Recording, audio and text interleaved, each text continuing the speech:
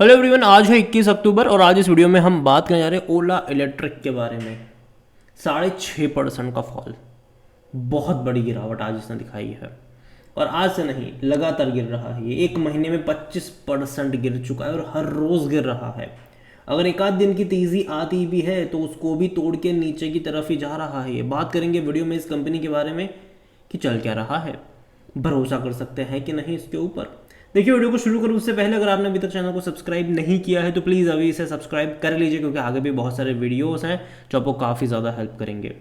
तो 81 रुपीज़ का शेयर है, 25% का फॉल है एक महीने में। आज भी मेजर डिक्लाइन देखने को मिला, जबकि बाजार में आज उतनी बड़ी गिरावट नहीं थी। आज डेफिनेटली बाजार गिरावट वाला ही था, लेकिन इतनी बड़ी गिरावट नहीं थी जितनी ओला में देखने को मिल रही है। देखो, ओला में दिक्कतें कुछ अलग ही लेवल की चल रही है।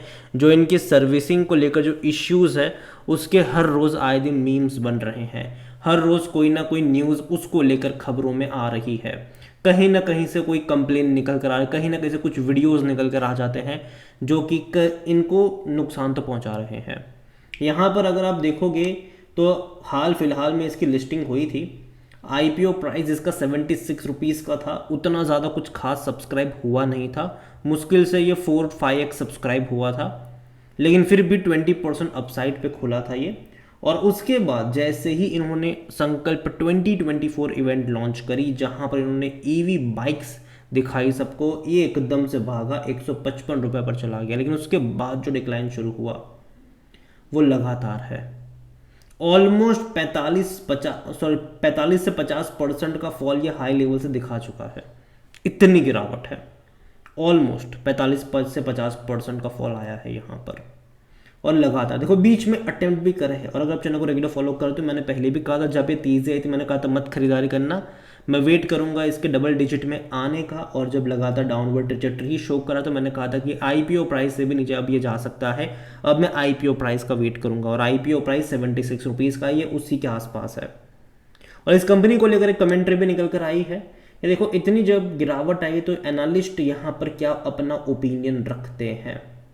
तो यहाँ पर अगर आप देखोगे तो इनका जो हाल फिलहाल में अगर हम देखें तो शेयर 47% डाउन आया है। 156 रुपीज़ से गिरकर नीचे ये आया है।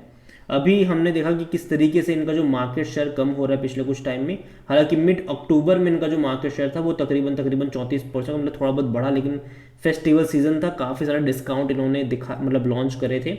यहाँ पर सपोर्ट लेवल देखो तो 86 रुपीज़ का जो ब्रोक हो चुका है, जो कि इंडिकेट कर रहा है फर्दर डाउनसाइड, जो कि 75 रुपीज़ का टारगेट का है। और जहाँ पर अपॉर्चुनिटीज़ बन सकती है खरीदारी की, ये कहना है मेहता इक्विटीज़ के जो टेक्निकल एनालिस्ट है रियांक अरोरा का कहना है कि 86 रुपीज़ का लेवल ये तोड़ चुका है। तो अब यहाँ से 75 के लेवल देखने को मिलेंगे जहाँ पर बाइंग अपॉर्चुनिटी आएगी, ये उनका कहना है।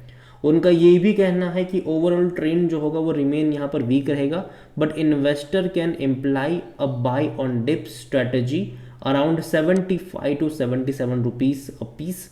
और स्टॉप लॉस लगाने के लिए बोला है 69 रुपीज़ का। तो भैया उनका कहना है कि देखो, गिरावट आएगी यहाँ पर, अभी भी नेगेटिव में रहेगा। 75 रुपये की रेंज के आसपास आप खरीदारी कर सकते हो 69 रुपीज़ के स्टॉप लॉस के साथ। अगेन ये उनका कहना है, मेरा नहीं। और जहाँ तक देखा जाए तो 150 रुपये के लेवल पर पहुँचा था। आईपीओ प्राइस 76 रुपीज़ का था, उसी के आसपास अभी आता हुआ नज़र भी आ रहा है। स्ट्रक्चर अभी भी वीक है और हाई वॉल्यूम सेलिंग जो अभी आ रही है वो यहाँ पर और एडिशनल प्रेशर क्रिएट कर रही है, अंशुल जैन का कहना है। अंशुल जैन का यहाँ पर कहना है, giving the bearish sentiment we advise investor to consider exiting the stocks. जो यहाँ पर एक और हेड ऑफ रिसर्च है अंशुल जैन का कहना है कि भाई उनको एग्जिट करने की सलाह है। Shifting capital to fundamental strong company में ऑफर अ बेटर रिटर्न।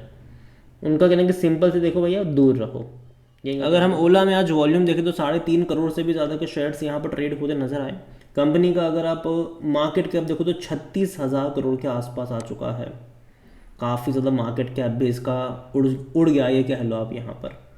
और इतना ही नहीं, ये वो कंपनी है जो भाई साहब according to Moneycontrol user 86% लोग कह रहे खरीदारी करो, 14% लोग कह रहे बेचो और भाग जाओ। कंपनी में अगर आप यहाँ पर डिविडेंड तो भूल जाओ कि आपको पे करें, क्योंकि कंपनी लॉस मेकिंग है। कंपनी का खुद का पाथ टू प्रॉफिटेबिलिटी कहीं कहीं पर भी नज़र नहीं आ रहा है, कंपनी खुद लॉस कर रही है। और जहाँ तक इनके रिजल्ट्स की बात करेंगे जो कि आने वाले हैं बहुत जल्दी, अभी तक कोई डेट सामने नहीं आई है कि सितंबर क्वार्टर के नंबर कब आएंगी, लेकिन देखिए उम्मीद करता हूँ कि जल्दी है, अगले महीने ही इसके रिजल्ट्स आएंगे, तारीख नहीं पता लेकिन अगले महीने इनके रिजल्ट्स आएंगे। और जहाँ तक वैल्यूएशन के बारे में देखें तो जाहिर सी बात है, कंपनी जब लॉस नहीं करे तो इसका जो पी रेशियो होगा वो भी नेगेटिव में होगा। 80% एनालिस्ट कहते हैं खरीदारी करो। और जहाँ तक फाइनेंशियल्स देखें इसके तो ठीक ठाक है, रेवेन्यू वाइज ठीक है, प्रॉफिट वाइज तो नहीं है। अब देखो रेवेन्यू वाइज आपको क्वार्टर ऑन क्वार्टर अच्छा ग्रोथ देखने को मिल रहा है, लेकिन समझना होगा हमें, मतलब ईयर ऑन ईयर बेस पे अच्छा ग्रोथ है। जो 2023 जून में 1280 करोड़ का रेवेन्यू था वो बढ़ के 1718 करोड़ रहा। और सिर्फ इसी कंपनी की बात नहीं है, अगर आप बाकी ईवी कंपनी के बारे में उनका भी अगर आप नंबर्स देखोगे, चाहे बजाज का ईवी जो डिवीजन है उसके अगर हम बात करें, एथर का अगर हम बात करें, तो उनके भी रेवेन्यू में अच्छा खासा ग्रोथ आपको देखने को मिला, क्योंकि जो अडॉप्शन है ईवी का वो ओवरऑल बढ़ रहा है। तो जाहिर सी बात है रेवेन्यू बढ़ेंगे, लेकिन दिक्कत प्रॉफिट में आएगी, क्योंकि भैया प्रॉफिट है नहीं, नुकसान है। 400-350 करोड़ तक के लॉस कर रही है ये कंपनी क्वार्टरली। और दूसरी बात यह है कि जब इन्होंने अपना आईपीओ लेकर आया था तब इन्होंने कहा था कि कंपनी प्रॉफिटेबल होंगे तब जब ये एक गीगा फैक्ट्री लगाएंगे, वहाँ पर मास प्रोडक्शन करेंगे। लेकिन दिक्कत अभी ये आ रही है कि जिस चीज़ों के चलते, जिस कंसर्न्स के चलते यहाँ पर इनके सर्विसिंग को लेकर दिक्कतें आ रही है, उसके चलते जब यूज़र्स इनके बाइक खरीदेगा ही नहीं तो मास प्रोडक्शन करके कर भी क्या लेंगे। और अभी अगर आप देखो तो भैया हर हफ्ते कोई ना कोई एक दो वीडियो ऐसे निकल कर आते हैं ओला के सर्विस सेंटर से, जो कि इनकी मार्केटिंग के लिए तो अच्छे नहीं हैं, और ये दिक्कत है। और दूसरी तरफ अगर आप देखो तो बहुत तेज़ी से बजाज हो गया, हीरो हो गया, टीवीएस हो गया, एथर वगैरह हो गए, तो ये अपना मार्केट शेयर बढ़ा रहे हैं। ओला का मार्केट शेयर कम हो रहा है, एक टाइम पे 50% का मार्केट शेयर कैप्चर करने वाली कंपनी आज मार्केट शेयर अपना बहुत ज़्यादा लूज़ कर चुकी है। और दूसरी तरफ बाकी कंपनियों के जो मार्केट शेयर है वो बढ़ रहे हैं, बाकी कंपनियों की जो सेलिंग है वो बढ़ रही है। और जहाँ तक शेयर होल्डिंग के बारे में अगर हम बात करें ओला में, तो प्रमोटर की होल्डिंग 36.78% की है, 5.19 म्यूचुअल फंड के पास है, 1.66 डोमेस्टिक इंस्टीट्यूशंस के पास है, 7.64 एफआईएल्स के पास है।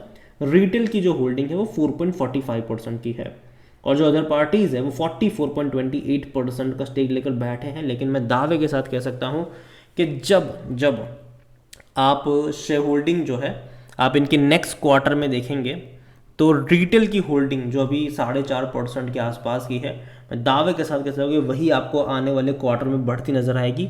और जो ये म्यूचुअल फंड्स होंगे, जो अदर पार्टीज़ होंगे, इनकी होल्डिंग आपको कम होती नज़र आएगी। ये लोग बिकवाली करते नज़र आएंगे आपको, प्रॉफिट टेकिंग करते नज़र आएंगे ये लोग आपको, और सारा जो माल है वो रिटेल वालों की झोली में जाता नज़र आने वाला है, क्योंकि वही लोग मल्टी बैगर बोल के ख़रीदारी कर लेते हैं। जब 150 पे था ये शेयर, मैंने कहा था कि ख़रीदारी के मौके नहीं है ये, और मैंने इसको कंपेयर करा था बजाज के साथ कि बजाज का भैया कितना सारा, बजाज का मार्केट कैप कितना है, प्राइस कितना है, इसका मार्केट कैप कितना है, प्राइस कितना है, नंबर्स कैसे। काफ़ी लोगों ने उस वीडियो में नेगेटिव कमेंट्स करे थे कि ये न्यू एज कंपनी है, बजाज वाले आज भी पुराने आईसीआर इंजन के ऊपर अटके हुए हैं। तो अगेन मैं कह दूँ भाई साहब, वो ईवी लेकर आ रहे हैं वो भी, ठीक है। और अगेन मैं कहूँगा कि देखो कंपनी ओला इलेक्ट्रिक, देखो कंपनी अभी के लिए जो चीज़ें इनके लिए चल रही वो अच्छी तो नहीं है।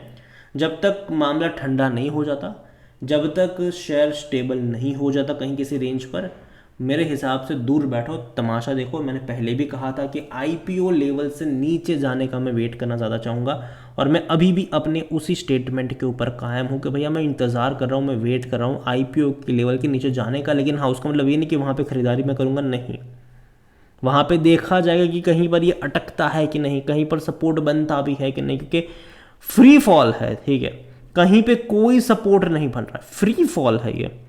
तो एटलीस्ट गिरावट का रुकना जरूर, जब तक ये गिरावट नहीं रुकती मैं दूर बैठ के तमाशा देखना ज़्यादा पसंद करूंगा। और अगेन ये मेरा पर्सनल ओपिनियन है, कोई भी इन्वेस्टमेंट एडवाइस नहीं है। ये वीडियो को यहीं पे एंड करता हूँ, पसंद आया हो तो लाइक करो, शेयर करो, चैनल पर अगर पहली बार है तो प्लीज़ सब्सक्राइब करें। और ओला इलेक्ट्रिक के बारे में आप क्या सोचते हैं वो भी आप मुझे कमेंट में लिख के बता सकते हैं। Thank you.